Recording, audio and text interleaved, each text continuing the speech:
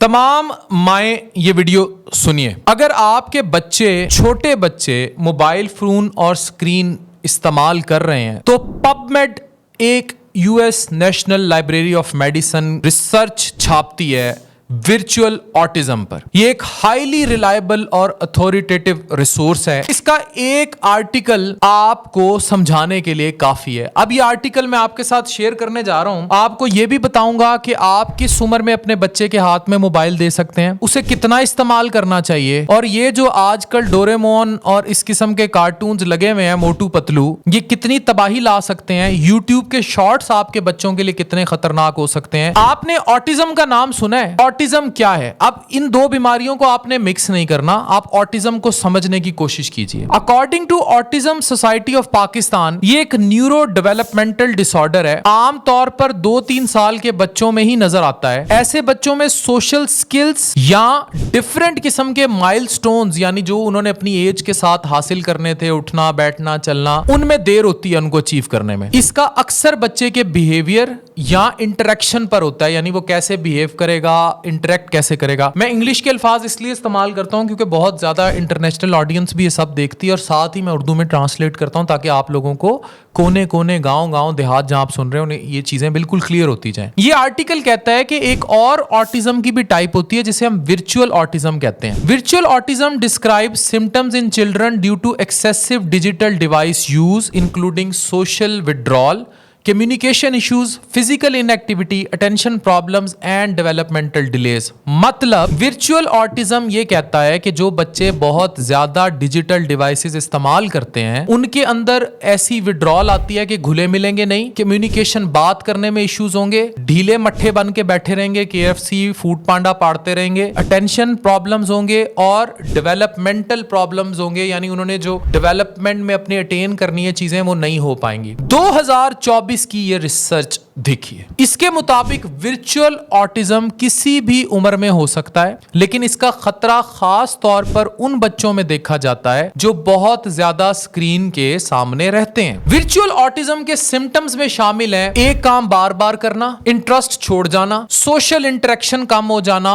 और कम्युनिकेशन में आपका बच्चा, आपको लगता होगा आप अपने बच्चे को पकड़ते हैं, फीडर छोड़ देता है, बार बार बेबी, बार बार फोन मांग रहा है, तंग कर रहा है, वो चाह रहा है वो स्क्रीन। आप बच्चों को दें, आजकल 1.5 माह के बच्चे को दें, वो रील्स यूं चलानी शुरू कर देता है। वर्चुअल वर्ल्ड में ज्यादा इंटरेस्ट होता है, उसे दुनिया से कोई लेना, बत्ती गई है उन्हें परवाह नहीं हैगी, उसको किसी चीज की परवाह नहीं, वो मोबाइल में बड़ा होगा। रियल वर्ल्ड में कम बार इर्द गिर्द बच्चे, प्लेग्राउंड, उसका कोई इंटरेस्ट नहीं है, उसको मोबाइल चाहिए, उसे मोटू पतलू चाहिए, उसे डोरेमोन चाहिए, उसने कार्टून देखने हैं, उसको यूट्यूब की रील्स या शॉर्ट्स चाहिए। इमोशनल रेगुलेशन में मुश्किलात होती हैं, ऐसे जज्बातियत उनके अंदर बड़े अजीबो गरीब टेंट्रम्स शो करेंगे, मतलब सर मार देंगे, टक्कर मार देंगे, बदतमीजी शुरू कर देंगे, फेंक के चले जाएंगे। वर्चुअल ऑटिज्म से बच्चों का अटेंशन स्पैन कम हो सकता है और उन्हें एक जगह पर ज्यादा देर कंसंट्रेट नहीं कर सकते। हुण बिठाओ उन्होंने 18-18 घंटे के पढ़ लो, लाइब्रेरी में नहीं टिकेंगे। ये बच्चे जब बड़े होंगे तो they will have these issues. बच्चों को बोलने में मुश्किलात का सामना करना पड़ सकता है, हाइपर एक्टिव होते हैं, सोचने समझने की सलाहियत मुतासिर होती है। अच्छा, अब ये स्टडी सारी जो मैंने डिस्कस की ये वर्चुअल ऑटिज्म की हद तक थी। अब पबमेड की एक और स्टडी के मुताबिक इनमें जो पूरा एक स्पेक्ट्रम डिसऑर्डर है, अगर वो भी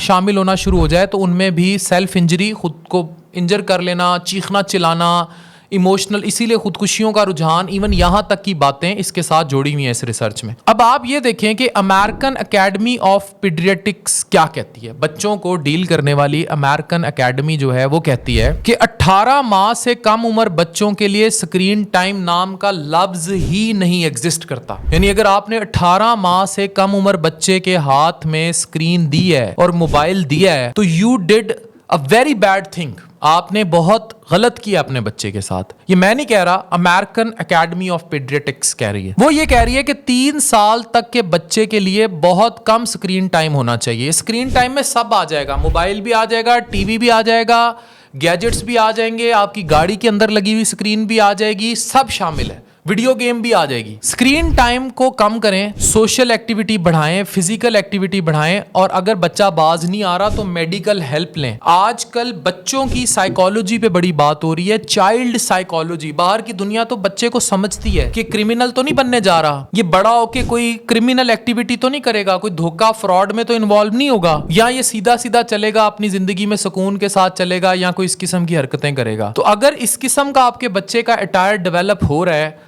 तो वर्चुअल ऑटिज्म के इस आर्टिकल को पढ़िए। ये ऑटिज्म जो दूसरा है उससे एक हट के स्टडी है जो पबमेड इंडेक्स की मैंने शेयर की है। इसमें फिर बहुत सारी और मुहर्रिकात भी हैं जिस पर साइकेट्रिस्ट बेहतर कमेंट कर सकते हैं। ये एक आर्टिकल था जो मैंने आपसे शेयर किया, इसमें जेनेटिक्स, ओवरऑल घर का माहौल और ये सब भी शामिल है। ये वीडियो इस डिस्क्लेमर के साथ, रिसर्चेस के साथ, मालूमाते आमा के लिए शेयर की गई है और इससे इसका महज मकसद आप तक पब्लिक अवेयरनेस पहुंचाना था। आज भी अगर किसी माँ का बच्चा बहुत छोटा है और फोन लेकर फिर रहा है, दोबारा वर्चुअल ऑटिज्म पढ़िए, देखिए, समझिए।